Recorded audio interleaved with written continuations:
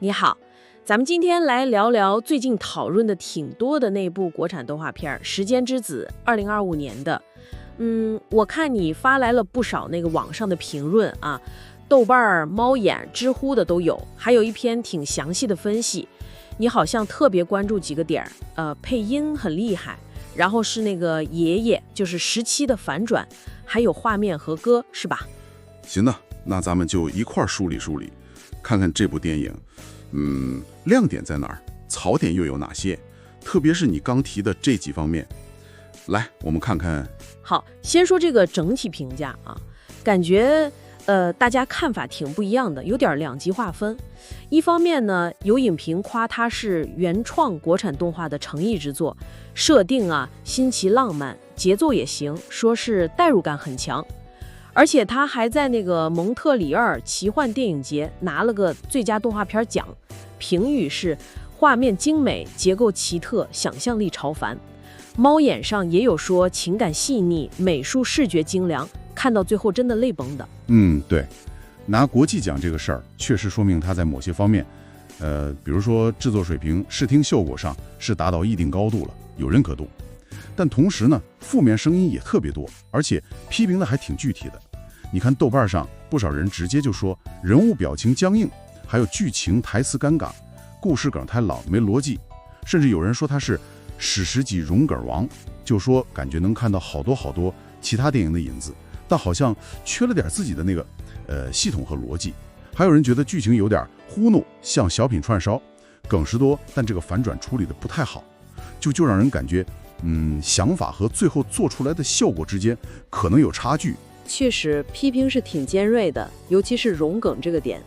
不过咱们还是先聚焦在你感兴趣的亮点上。先说配音吧，这个阵容真是大咖云集啊！王俊凯配那个17，刘孝宇配千晓，周深配阿姆，还有黄渤、贾冰、马东、金靖，好多人啊！对，特别要说周深，他不光配音了，还唱了主题曲，就是那首《梦见你》。对，这种全明星配音阵容肯定是加分项，很吸引人。而且像周深这样既参与角色演绎又唱主题曲，确实能给片子加一种独特的情感连接。材料里也说了，他唱的《梦见你》还有刘玉宁那首情感曲《我只愿》都因为感染力强，评价挺好的。不过这里就有个挺有意思的地方了，就是说这么好的配音和音乐，它能在多大程度上弥补掉一些观众感觉到的剧情上的问题呢？这可能也是评价这么两极划分的一个原因吧。有道理。然后是画面，这个感觉好评是压倒性的。猫眼说美术视觉效果很精良，那个国际评论也说画面非常精美，详细评析里更直接，叫它视觉盛宴，说构图、色彩、场景设计、动画质感都挺高水准的，比一般国产动画要好。对，视觉上的这个精良可以说是他的一大强项，这跟他得奖也是能对上的，说明制作团队在这方面技术上确实是下了大功夫，也达到了挺高的水平。但是呢，就像有些评论也提到的，就是视觉效果太好了，会不会反而让故事或者角色逻辑上的一些不足之处显得更明显？这中间有个挺微妙的张力。没错，这个反差是挺值得琢磨的。然后就是你最关心的那个反转，领养千晓的爷爷竟然是17。我看评论和报告里都确认了，结尾确实是有这么一个关于身份和时间的大反转，而且情感冲击力挺强的。好多观众都说这个点意料之外，情理之中，特别戳泪点。虽然原始材料没直接写爷爷就是17这句，但很明显这就是那个核心情节了。这个情节转折点看来是影片情感力量的一个核心，他想把前面铺垫的东西都收回来，触及那个时间呀、生命啊、爱啊这些主题，让观众能共鸣。但这就带来一个核心问题了，一个力量很足的靠反转驱动的情感高潮，再加上这么好的视听效果，到底能在多大程度上让观众忽略，甚至是原谅前面叙事上可能存在的逻辑问题，或者那个融梗的争议？你看，从这些好坏不一的评价来看，答案真的是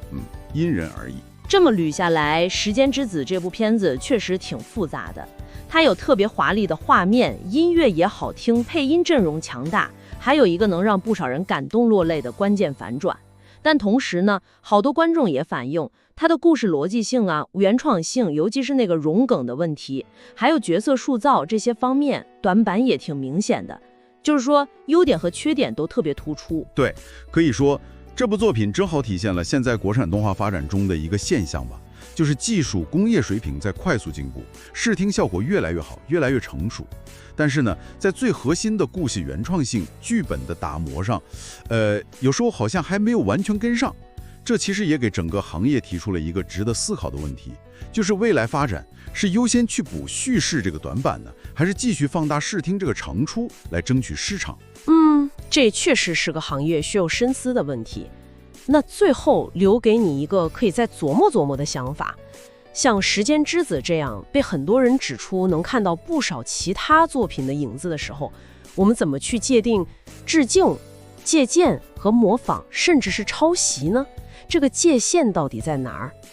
还有就是强大的视听冲击力和情感上的高光时刻，又能在多大程度上让观众对叙事本身可能存在的问题，